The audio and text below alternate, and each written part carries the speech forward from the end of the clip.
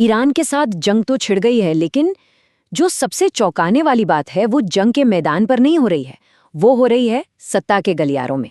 प्रशासन के अंदर से ही एक ऐसे इस्तीफे की खबर आई है जिसने सारी कहानी को पलट कर रख दिया है। और ये कोई मामूली इस्तीफा नहीं है, ये बयान है जो कैंट का, जो देश के सबसे बड़े आतंकवाद रोधी अधिकारी थे। और ये एक ऐसा धमाकेदार आरोप है जो इस जंग की पूरी बुनियाद पर ही सवालिया निशान लगा देता है। तो सवाल यही उठता है कि आखिर क्यों कोई इतना बड़ा अधिकारी युद्ध के बीचों बीच ऐसा बयान देकर अपना पद क्यों छोड़ेगा?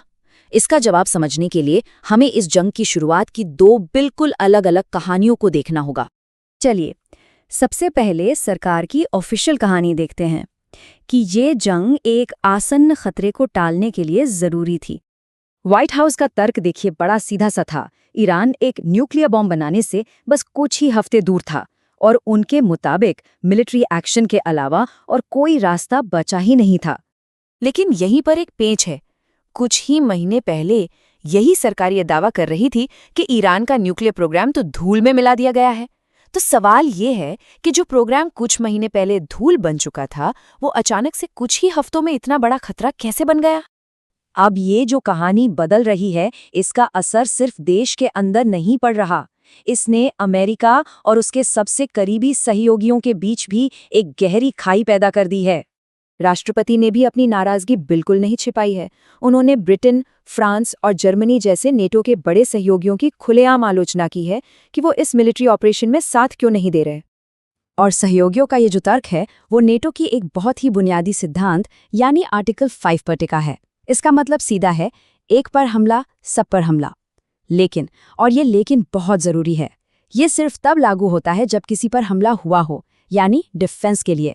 क्योंकि इस मामले में अमेरिका और इजराइल ने पहला हमला किया, इसलिए सहयोगियों का कहना है कि उनकी कोई जिम्मेदारी नहीं बनती। अब कूटनीतिक तनाव से हटकर इस जंग के कुछ बहुत ही गंभीर आर्थिक नतीजे भी देखने को मिल रहे हैं, और ये सब एक बहुत ही अहम समुद्री रास्ते पर आकर टिक गया है। ईरान ने जवाब में हॉर्मुज़ जल डमरू मध्य को ही बंद कर दिया है, और ये कोई छोटी मोटी बात नहीं है। सोचिए, पूरी दुनिया का 20% तेल, यानी हर 5 में से 1 बैरल इसी पतले से रास्ते से गुजरता है। और इसके बंद होने का असर तुरंत और पूरी दुनिया पर पड़ा है। तेल की कीमतें आसमान छू रही हैं, खाड़ी देशों तक खाना और दवाइयां पहुंचाने वाली सप्लाई लाइनें कट चुकी हैं। और तो और, ईरान ने इस पूरे रास्ते में समुद्री बारूदी सुरंगें बिछा दी हैं। तो एक तरफ ये आर्थिक जंग चल रही है, और दूसरी तरफ असल जंग भी अब और तेज हो गई है। अब बात सिर्फ सेनाओं की नहीं रही, अब बड़े बड़े नेताओं को